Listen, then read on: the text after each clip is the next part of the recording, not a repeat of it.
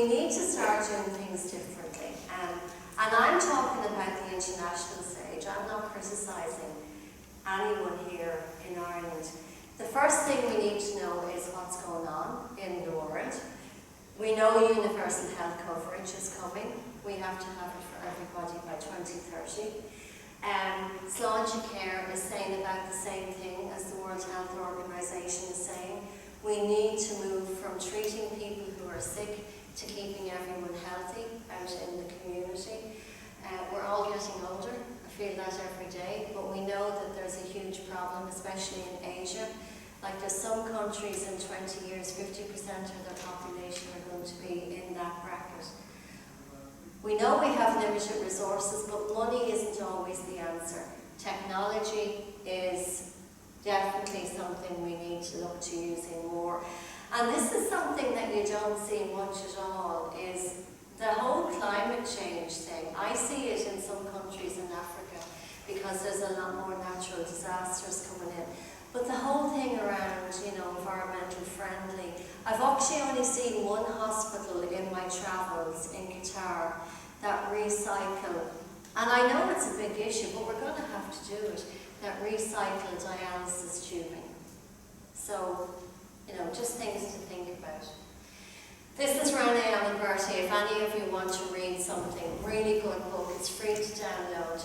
I've already said we need to start looking at patient safety along the whole patient safety continuum. The great thing about Rennie is he is really, really patient-centered as well. And he's a pilot, he's a psychiatrist, he brings all of the aviation safety into it and all of the person-centered care as well. And he says we need to be careful with the language and everyone needs to be educated. This is something I did in ISCWR a couple of years ago. We took, as you can see, the Institute of Medicine's quality dimensions there, which are the principles.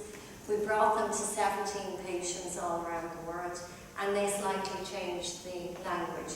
They wanted transparency in the principles, and they wanted partnership and compassion in the values.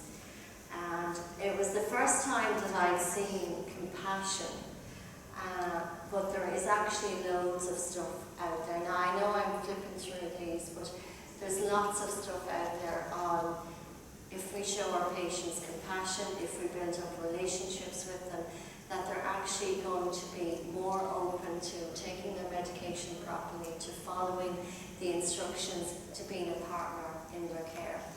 This is especially for John and Pamela and Una and all the horsey people.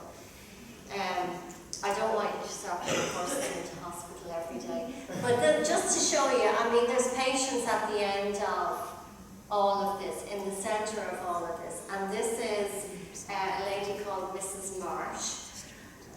She died at the age of 77, about a day after. This was Bronwyn, her horse. She had 3 dogs, 3 cats, and 6 horses, and all she wanted to do was see her horse. So we're all human, we're all compassionate as well. Look, if you're really interested in the human factor stuff, Holland Gall and Jeffrey Braithwaite have a lot written on it. There's very little research on it today because it's only started. What they're saying basically is we need to move away from safety 1, which is looking at what we do wrong, and we need to look to see to what we do right. So that's what safety 2 is all about. And then you've all heard of improvement science, it's a big IHI thing. It's about moving away from wanting to know what we do wrong, because we know that, but the implementation science of doing it and the scaling up. We're doing okay.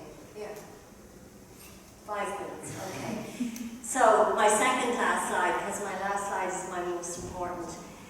20 years ago to Err is Human, I've shown you some of the things that need to be improved, maybe given you some thoughts about how to improve them. This is a really good paper by David Bates. He just brings it all together. And what he's saying now is, really we're in the bronze age of patient safety. We've reached the bronze level. But to get to gold, we really need to push ourselves forward. And we need to look at the trends that are coming our way.